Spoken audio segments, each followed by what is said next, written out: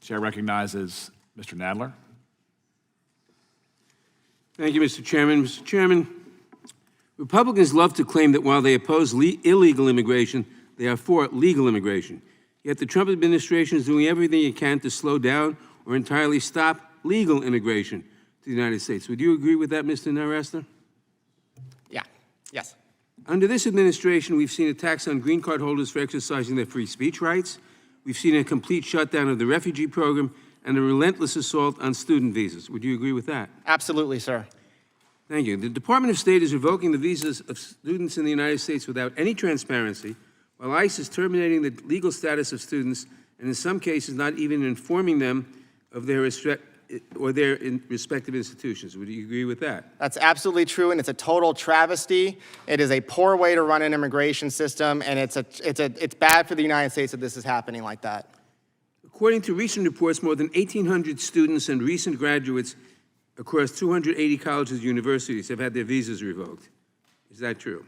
As far as I know, in the most recent data I've seen, yes. This is changing, of course, all the time because the administration is so aggressively anti-legal immigration. It's hard to keep up with the new numbers. Thank you.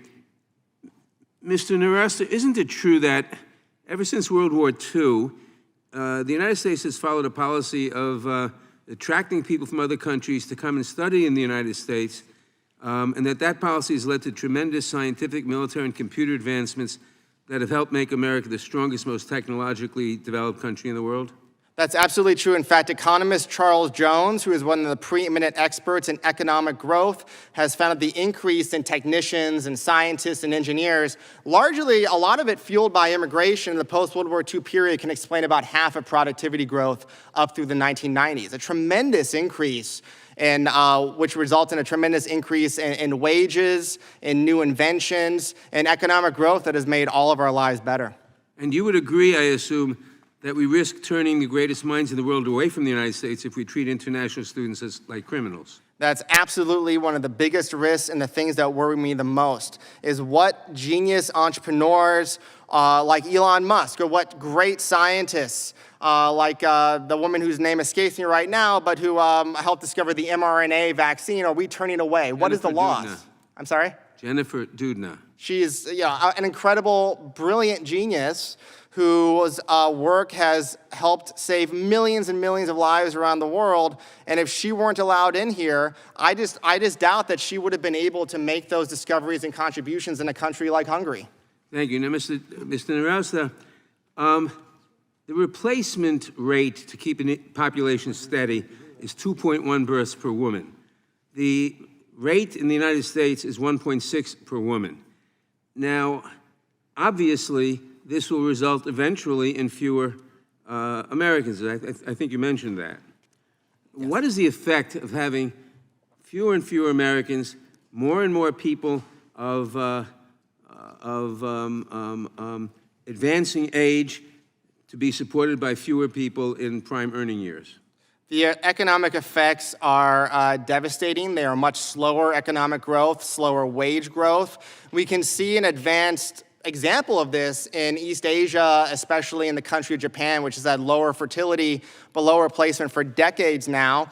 It's no doubt that American fertility is below replacement, as you said. It will likely fall further. The only thing that is propelling growth in a good way, and has for a long period of time, is immigration to the United States. And I think supporting less immigration to the United States is the same as supporting a smaller America with fewer Americans, a less dynamic economy, and one where we have less of a footprint in the world. And I think that's a tragedy. And one where more people of working age have to support, fewer people of working age have to support more people of advanced age, threatening our Social Security system. That's right. It definitely exacerbates the insolvency issues with Social Security and Medicare. It will bring on those problems faster and in a more severe way. One of the best ways to maintain, and even the Social Security Administration acknowledges this when they model out their Social Security predictions, expanding legal immigration does help extend the life of these programs. And what do we risk losing if the United States becomes perceived as a less welcoming destination for international students? I think the United States will lose one of the great selling points and attractions for this country, the attraction of opportunity that has enticed so many of our ancestors to come here over the centuries. Part of what it means to be an American and in this country is the openness to immigration. That has been part of our history forever. We are all the products of that. This wonderful, vast country is a product of it. There are 100 times more Americans today than when this country was founded.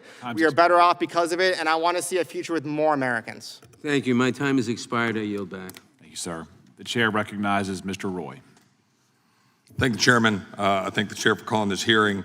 Mr.